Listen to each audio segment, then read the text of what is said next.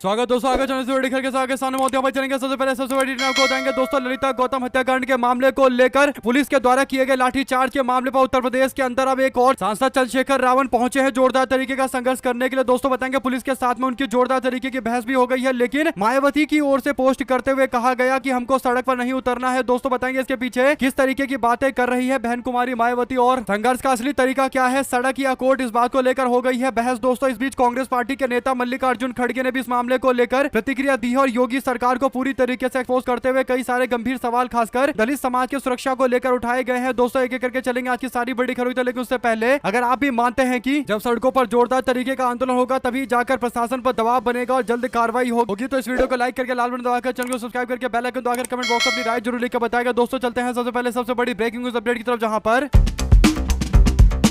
मेरठ के अंदर दलित समाज से आने वाली छात्रा ललिता गौतम के हत्या के मामले को लेकर न्याय की मांग करने के लिए लोग सड़कों पर दिखाई दिए। दोस्तों न्याय की मांग कर रहे लोगों के ऊपर जिस तरीके से पुलिस वालों ने लाठीचार्ज किया और जिस तरीके से तानाशाही रवैया दिखाते एसएसपी अविनाश पांडे के द्वारा हाथापाई किया गया, दोस्तों इस मामले को लेकर बवाल और ज्यादा बढ़ गया है और न्याय की मांग को लेकर बड़े बड़े नेता मैदान में कूद गए हैं, जिसमें सबसे आगे आजाद समाज पार्टी के राष्ट्रीय अध्यक्ष चंद्रशेखर आजाद नजर आए। दोस्तों मेरठ के लिए प्रस्थान करते हुए जब वो जा रहे थे तो पुलिस प्रशासन के द्वारा उनको रास्ते में रोका गया और पूरे तंत्र का इस्तेमाल करके उनको आगे नहीं बढ़ने दिया गया, यानी परिवार के लोगों से मुलाकात करने के लिए नहीं जाने दिया गया। दोस्तों इसको लेकर पुलिस वालों के साथ जोरदार तरीके की बहस हो गई सांसद चंद्रशेखर आजाद की। दोस्तों और काफी ज्यादा बहस होने के बाद, काफी ज्यादा विवाद होने के बाद वो आगे की ओर निकल गए। दोस्तों यानी रोकने की पूरी कोशिश की गई इस मामले को लेकर। अब अलग अलग नेताओं के द्वारा प्रतिक्रिया सामने आई है। चंद्रशेखर आजाद के द्वारा तो टिप्पणी की गई दोस्तों, लेकिन कांग्रेस पार्टी के नेता मल्लिकार्जुन खड़गे ने भी न्याय की मांग करते हुए कहा कि बीजेपी का दलित विरोधी चेहरा एक बार फिर से सबके सामने आ गया है। उत्तर प्रदेश के अंदर भाजपा की दलित विरोधी सरकार चल रही है और मल्लिकार्जुन खड़गे ने परिवार के न्याय की मांग की है और कहा है कि पूरा विपक्ष आता है कि परिवार को न्याय मिलना चाहिए और कांग्रेस पार्टी के लोग गए थे समाज से मिलने के लिए, परिवार से मिलने के लिए, उनको रास्ते में ही रोक दिया गया, यानी कांग्रेस पार्टी के प्रतिनिधिमंडल को भी रास्ते में रोका गया और ये काफी बड़ा मामला है। इस पूरे मामले को लेकर दोस्तों अब मायावती जी की ओर से एक ऐसा पोस्ट किया गया जिससे लेकर विवाद इस बात को लेकर शुरू हो गया है कि क्या सही तरीका है आंदोलन करने का। दोस्तों दरअसल जो बड़ी अपडेट है वो ये कि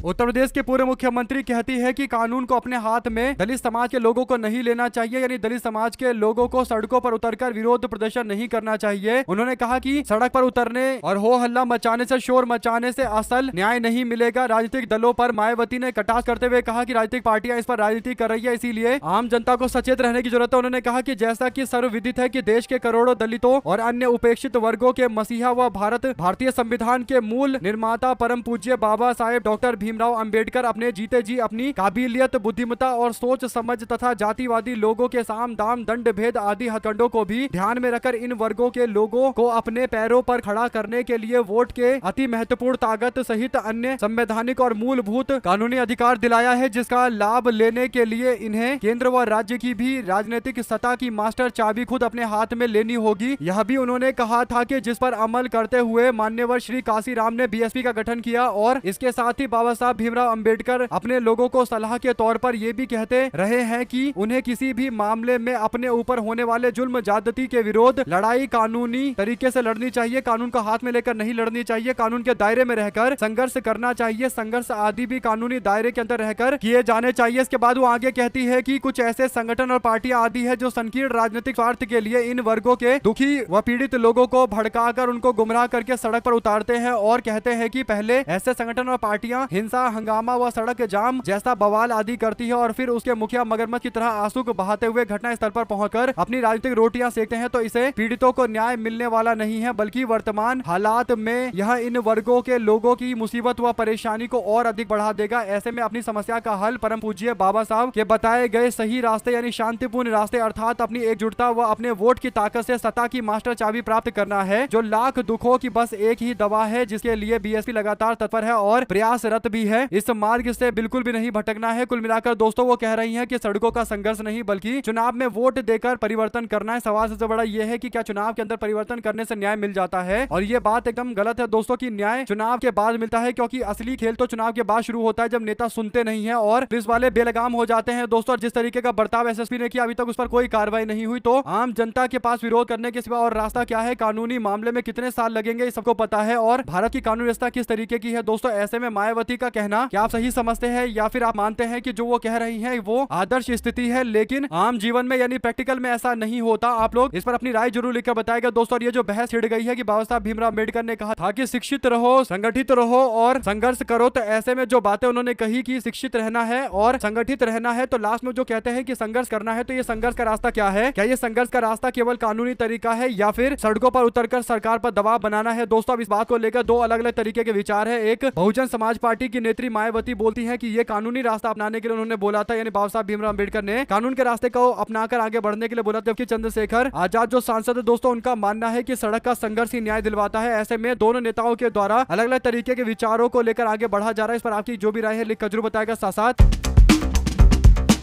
अयोध्या के भव्य राम मंदिर के चढ़ावे और दान की राशि में हुए कथित चोरी व गबन का मामला अब देश भर की सर्वोच्च अदालत यानी सुप्रीम कोर्ट की दहलीज पर पहुंच गया है। दोस्तों इस पूरे कथित घोटाले की केंद्रीय जांच ब्यूरो यानी सीबीआई से उच्च स्तरीय जांच कराने और मंदिर ट्रस्ट के वित्तीय खातों का ऑडिट कराने की मांग को लेकर सुप्रीम कोर्ट में रिट याचिकाएं दाखिल की गई है। दोस्तों शीर्ष अदालत इस संवेदनशील मामले पर तुरंत कार्रवाई करने के लिए तैयार हो गई है। आगामी 13 जुलाई को सुप्रीम कोर्ट में इस पर अहम सुनवाई होगी दोस्तों, जिसकी कमान खुद देश के मुख्य न्यायाधीश चीफ जस्टिस ऑफ इंडिया संभालेंगे, यानी जस्टिस सूर्यकांत संभालेंगे। ऐसे में 3 जजों की स्पेशल बेंच सुनवाई करेगी। दोस्तों उम्मीद है कि राम मंदिर के चंदा चोरी के मामले को लेकर कुछ बड़े आदेश जारी किए जाएंगे। ऐसे आदेश जारी किए जाएंगे जिससे उन लोगों के खिलाफ कार्रवाई होगी जिन लोगों ने आम जनता के विश्वास को घात पहुंचाया है, यानी आम जनता के विश्वास पर कुठाराघात किया है। दोस्तों साथ ही साथ भारतीय राजनीति गलियारों में इस वक्त की सबसे बड़ी खबर यह है दोस्तों कि भारतीय जनता पार्टी के भीतर सब कुछ ठीक नहीं चल रहा है। ये सवाल एक बार फिर से सियासी गलियारों में तैरने लगा है। शिवसेना यूबीटी के नेता संजय राउत का बयान आता है। दोस्तों संजय राउत कहते हैं कि अंदरूनी मतभेद को लेकर एक बेहद सनसनीखेज और दावा करते हुए कि कहीं ना कहीं कोशिश की जा रही है कि जैसे तैसे नरेंद्र मोदी के सामने जो एक चुनौती पेश कर रहे हैं नितिन गडकरी, उस चुनौती को हटाने की कोशिश की जा रही है। यानी पूरी कोशिश की जा रही है कि जैसे तैसे नेगेटिव इमेज बने इन्हें लेकर, यानी नितिन गडकरी को लेकर पूरी तरीके से नेगेटिव छवि बनाने की कोशिश की जा रही है। और आप लोग जानते हैं कि ऐसा क्यों किया जा रहा है। साथ साथ चलते हैं एक और बड़ी खबर की तरफ दोस्तों, जहां पर